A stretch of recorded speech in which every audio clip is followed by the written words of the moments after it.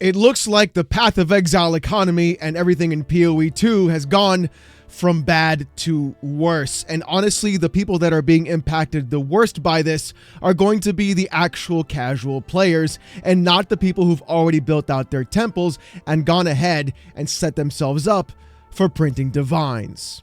It turns out this last patch by GGG may have ruined more than people actually expect. So what are people actually upset about? Well, it turns out there are two specific lines inside of these patch notes that were posted yesterday, and it looks like things may be going bad for the regular casual Andy player. The first one saying this: added a diminishing return to the modifier values applied by rooms. This doesn't kick in unless you have 4 or more of a given room type placed. This change will have a minor impact on average temple setups, if at all, but have a relatively high impact on top-end temples. These temples are causing drastic server performance problems and in often cases crashing. If you have enough rooms placed to engage the diminishing returns, it will apply to lower tier rooms first, making sure that your higher tier rooms benefit the temples as much as they can. So this is basically saying that anybody who had a temple that was set up for all that currency printing, if you had multiple rooms set up in that specific way, you would only get the diminishing return on the lower level rooms and then not have it apply on the higher level rooms. Kind of like trying to downplay the amount of divines being printed or the actual currency being gained from the temple. The thing is though, this next one is exactly what people are actually angry about and what is causing a big issue and a rift in what's happening with GGG. Huadaladi's medallion can now only be placed on tier 3 rooms. This will not be indicated on the medallion's hover text for now and will be updated at a later time. This is exactly why everybody has been so incredibly upset. Huadaladi's medallion actually goes ahead and says use it to prevent the next destabilization of a room.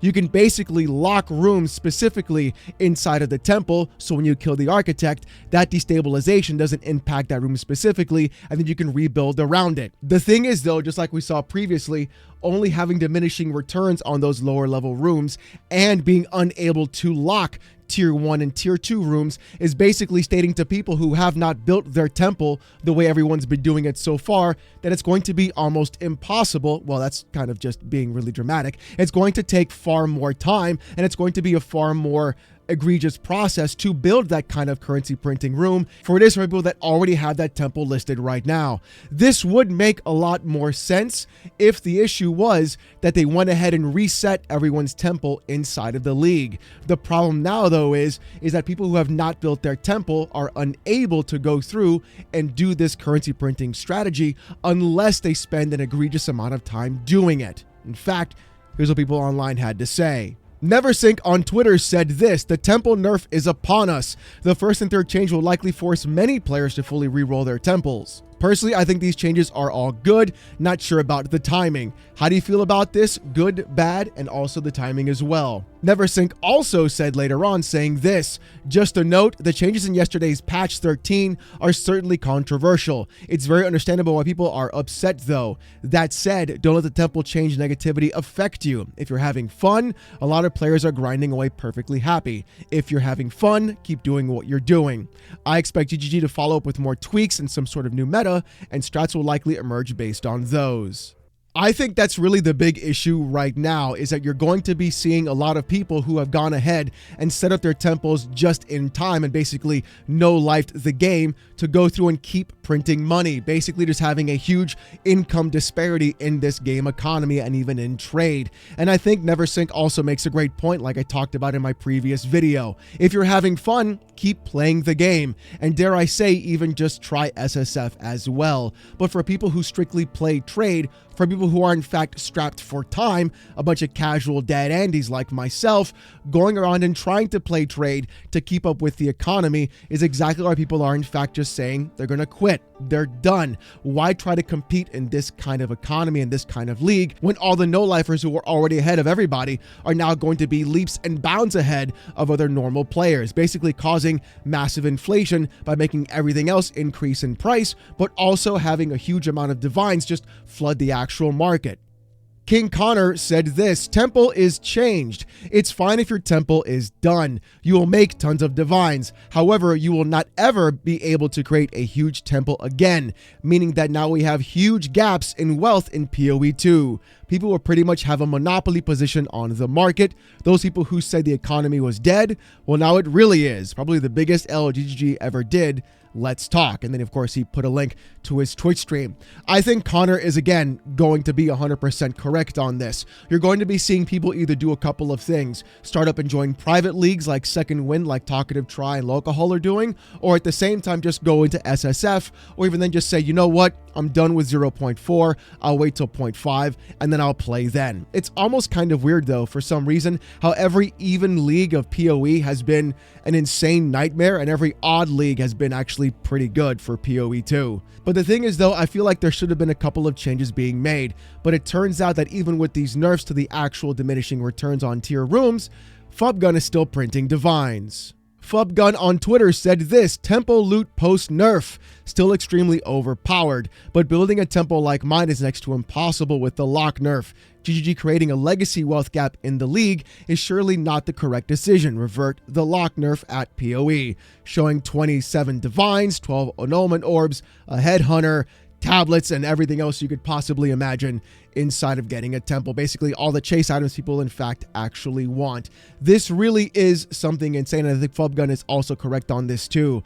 Only players like Fubgun are going to be the ones that are going to benefit from this nerf and the lockout happening for tier 1 and tier 2 rooms in the temple. Or people like myself who've just avoided the temple altogether because I personally don't even like that kind of building mechanic. I'd rather just map, enjoy, and blast and have fun and play that way. Just doing Breach and Abyss and Ritual I think is okay for me.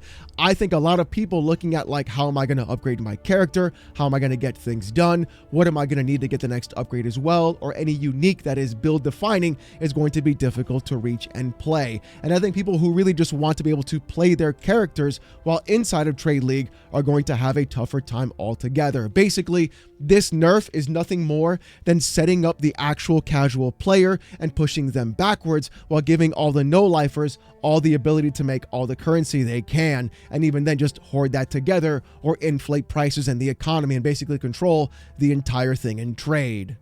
You can kind of see where things are going as well, because even the concurrent player numbers for PoE on this league have been a little bit wonky. Right now, at the time of this recording, there's 117,000 people playing. When the league started, it was 290,000. So we're looking at over half of the players literally gone simply because of these patches in just a few weeks. This is the fastest drop-off I've personally seen for PoE 2 and actual player retention, and things are going to get, in fact, a little bit better earlier on when those patches came back. But the thing is, though, this new patch is going to drive away a lot of casual landies who are in fact just trying to play the fucking game.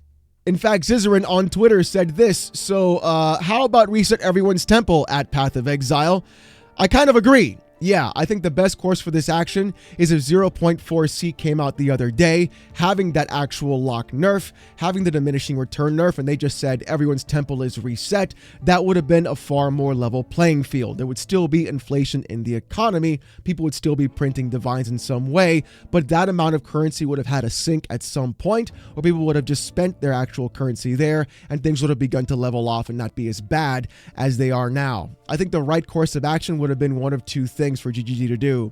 Do that nerf, reset everyone's temple, or just do nothing at all, because clearly people are going to do one of two things: either mimic that exact formula and do their temples that way to keep up with the inflation in the economy, or simply go through and say, I'm not going to play this game, meaning not going to play the Vol temple setup and just play SSF, which is really what I'm going to be doing right now as well. Locahol on Twitter said, imagine not doing Holton to be ethical and spending the last week setting up your temple the intended way, lol. I would be so angry. Join our private league instead, because this trade league is cooked. Yeah, I agree with that. I think if you were someone who was a casual player and also going around and saying, all right, I'm gonna do the exact same thing, and just the day before you get it all set up and you were almost done, they do this nerf and basically brick everybody's temple. Reddit is not having a good time. People are in fact angry, and honestly, I think this has to be one of the worst hotfixes GGG in fact actually pulled off recently. In fact, Empyrean said it best. Nerfing loot is fine, especially if it causes server issues. GGG has said they will not do mid-league nerfs anymore, but they also said if something causes server issues, they will make changes. These changes, however, though, are bad.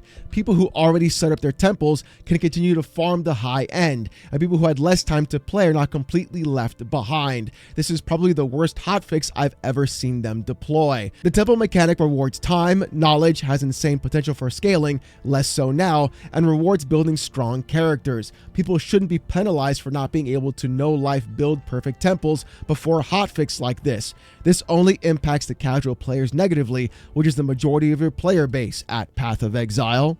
And that's really the big issue. This, in fact, is nothing more than just catering to the 0.1% of the player base in PoE. Sure, having the tinks, having the streamers, having them no-life everything really is a fun thing to see, but the problem is when the regular player goes to try and emulate that kind of mechanic, it's only going to fall on deaf ears, and they're not going to have the same kind of reaction or even the same kind of response or the same kind of playstyle that they're seeing online simply because they came to the party late. And I think this is incredibly scary on what GGG is in fact doing with their game.